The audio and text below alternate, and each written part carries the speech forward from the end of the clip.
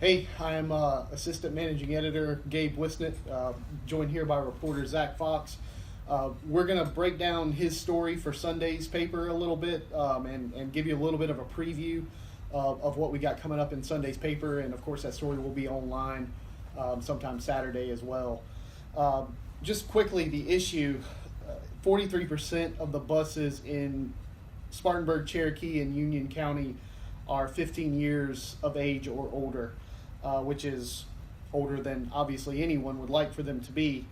And recently we had an issue where 56 students on the way to Duncan were evacuated off of the bus because the bus caught fire, which obviously led to a story that Zach began working on. And you were kind of looking at this story already before this issue came up. Yeah, I had something planned last year, kind of trying to figure out how many school buses each of our 9 local school districts had and how far each of them traveled each year, just kind of a numbers story. And then the day of the fire, Daniel Gross went out and covered it. And he came back and had some information about this specific 1995 transit bus model that has been documented to have these kind of incidents happen with fire and overheating. And that kind of spurred the idea to really start digging in and doing a lot more research on bus age and the different incidents that happen like this across the state. You're right, because it's not just a local issue, it's a statewide issue. Yeah, absolutely. Statewide, I think the average age of a school bus was 15.5 years. And that number 15 is significant because in 2007, lawmakers actually passed an act that would have basically had the Department of Education, which owns and operates every school bus across the state, cycle off the 15-year-old buses. So this year, buses that were 15 years old would have been cycled off and replaced with that same amount of newer school buses. That was passed in 2007. Obviously, the next year we had a major economic downturn, so that hasn't really had the financial teeth to be really enacted yet. And the bus driver, talk about her a little bit. She was very alert and knew exactly what to do, and a bad situation was saved from being a dire situation. Absolutely, yeah. Teresa Strobel, she's the bus driver in question. She's also a teacher assistant over at Duncan Elementary. She's been driving a bus for a long time. She talked to a few of us last week, not too long after it happened.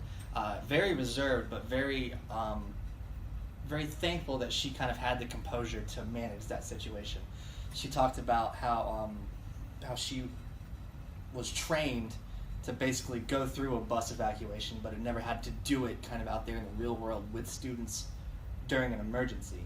And she gave a lot of credit to a couple of the Burns Freshman Academy students who were on there with some elementary school kids.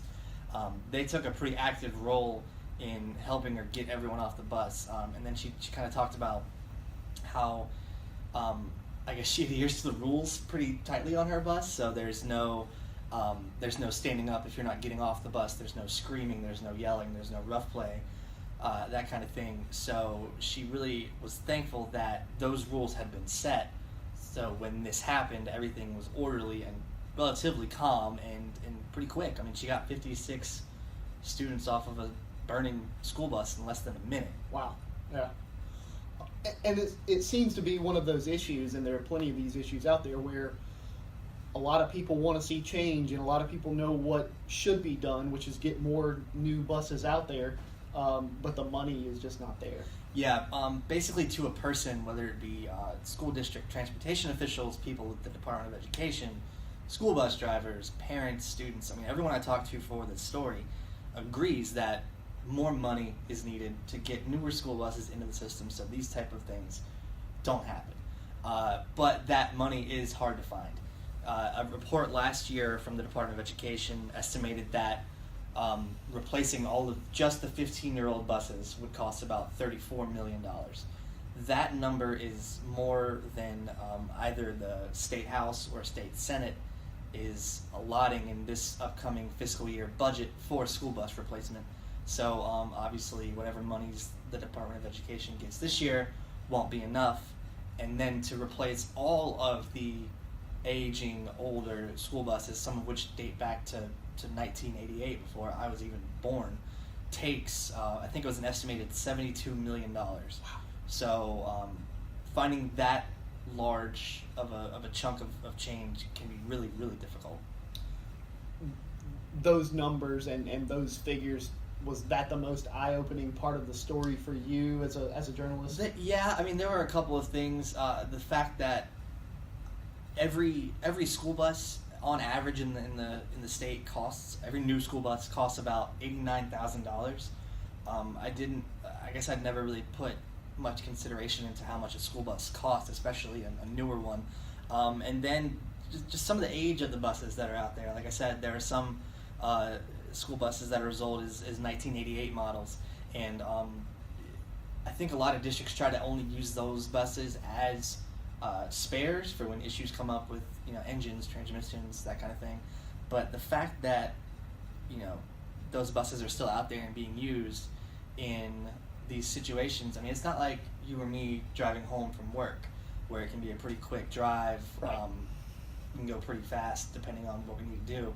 These school buses are making a lot of stop and starts, which has a negative impact on any kind of automobile, let alone a big giant school bus.